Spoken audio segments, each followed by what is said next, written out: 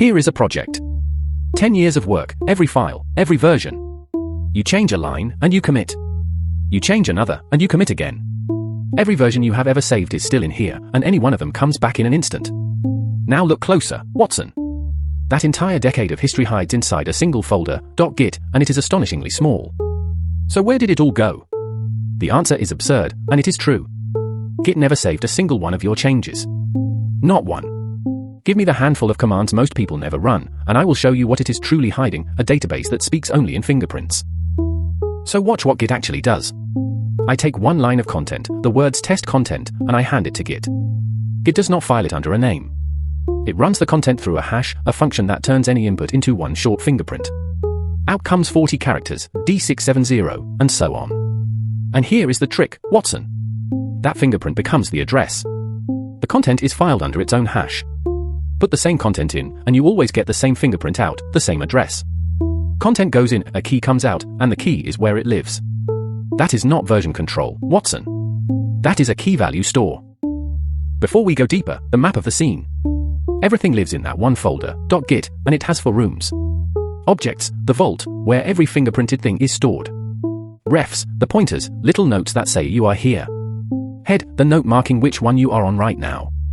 And the index, the staging area, the snapshot you are about to take. For rooms, Watson. Hold on to them, and nothing Git does will surprise you again.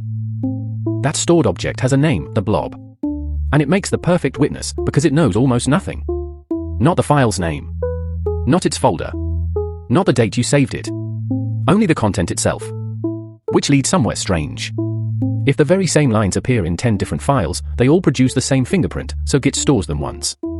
One copy, shared. The deduplication everyone praises is not a feature someone built. It falls out for free the moment you file content under its own fingerprint. Then where, you ask, are the file names? Good, Watson, the obvious question. They were never in the blob. They're in a tree, a directory listing, 1 row each, a mode, a type, a fingerprint, a name. Files point to blobs, folders point to more trees. Read one, and you're reading your whole project structure as a wall of hashes. A tree is a snapshot of one folder, frozen. And now the deduction. A commit, the thing you think holds your changes, holds almost nothing. One line pointing to a tree, your entire project, this instant. A line pointing to the commit before it. An author. A message. That's the whole file. A commit does not contain what changed. It contains a pointer to a snapshot, and a pointer to the past. 2 arrows. That is a commit. Here is where Git parts company with every tool before it. Subversion, CVS, perforce, they store a file and the deltas, the changes stacked over time. Everyone looks at the changes. The evidence was never in the changes. Git stores the snapshots, whole photographs. When you run git show and a difference appears, Git computed it, on the spot, by comparing 2 photographs. It was never stored. Git keeps the pictures, the what changed is developed on demand. If a commit is a snapshot, what is a branch? Brace yourself, a 41-byte text file. 1 fingerprint and a new line, sitting in refs heads. That is the whole of it, which is why branching is instant. Git copies nothing, it writes a pointer. And head? Another pointer, the line a ref's head's main, Git's note to self about which branch you're standing on. Zoom out and the whole history is a graph, commits pointing back to parents, down to trees, down to blobs. A web of fingerprints. Elementary. So the 2 commands you run 100 times a day stop being magic. Git add writes a blob for your file and notes it in the staging area, the index, your proposed next snapshot.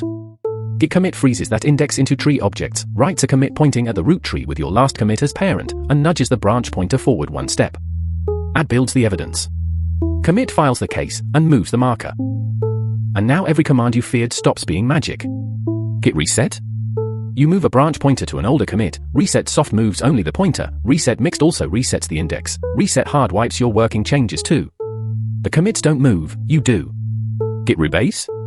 The name lies, objects are immutable, nothing is ever moved. Git reads your old commits and writes brand new ones with new fingerprints, the originals sit exactly where they were. Which is the final twist, commands that feel destructive almost never delete anything. They move a pointer away. And Git records every move head makes, the reflog, 90 days of them. Lose a commit to a bad reset, botch a rebase, it's 1 lookup away. Nothing here is ever truly lost. That was never the crime. And the case closes. For object types, blob, tree, commit, tag, each filed under the fingerprint of its own content, tied together by pointers you can read in a text editor. Git was never tracking versions. It's a small content address database, and commit, branch, merge are just pointers moving over the top of it. You saw all of this 100 times. Now you've observed it. The mechanism, solved. But every case has a final question, Watson. Not how. Why? Why does this thing exist at all? Open the last file. One file remains, Watson, the origin. April, 2005. The Linux kernel, the largest collaboration in software, loses the tool it lived on, a proprietary system called BitKeeper, its free license suddenly revoked. Thousands of developers, and no way to work. Linus Torvalds, the man who wrote Linux, examines every existing tool and rejects them all. Too slow. Too centralized. Too fragile. So he writes his own. He begins on the 3rd of April. For days later, it is already tracking its own source code. The first commit reads, the information manager from hell. Within 10 days, the kernel itself runs on it.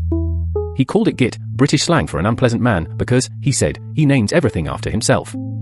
And he demanded 3 things, which explain everything you have seen: blistering speed, complete distribution, every clone a full archive, and cryptographic integrity, so nothing can be altered unseen.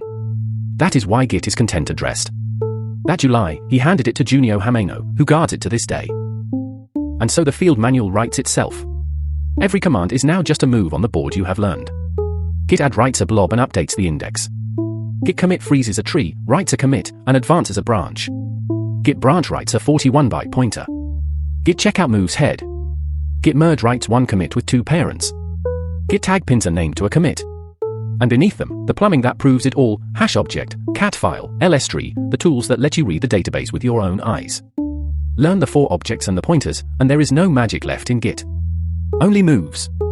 Now, the next case waits, the write-ahead log, how a database takes a bullet mid-write and lives. The game is on. Subscribe.